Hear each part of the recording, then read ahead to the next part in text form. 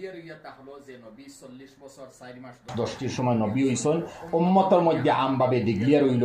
আর আলমে আরওয়ার মধ্যে মানে রূহ শরীফের মধ্যে নবী প্রথম নবী আসলা। এর কারণে আমরা যারা হইনানি নবী আগে থাকি নবী এরার মাতো সহি। আল্লামা সবকি রহমতুল্লাহ আলাইহি ফরমাইন, কুনতু নবিয়ান আই কুনতু নবিয়ান ফি রূহিশ শরীফা, আমি রূহ শরীফের মধ্যে আগে নবী আসলাম। আর বাগে জিসিম মুবারকের মধ্যে আমি 40 বছর 4 মাস 10 দিনের সময় আমার নবুয়তি ডিক্লিয়ার হইছে। তো এই হিসাবে গেলে আমরা আপসের মধ্যে যে ইখতিলাফ যেখান করি মেহরবানি করুকা, এই মতে ইখতিলাফ করবা না। ইখতিলাফ না করি আমরার বাই তুয়া নেই গিয়ে আমরা 10,500 বছর আগে রু আইছিল, কিন্তু জমিনে জন্ম লওয়ার পরে আমরা নাম আব্দুল্লাহ আব্দুল খালিক হইছে।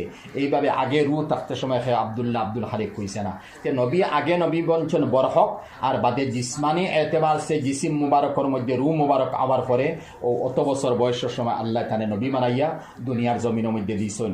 আর মাত্র 23 বছর তার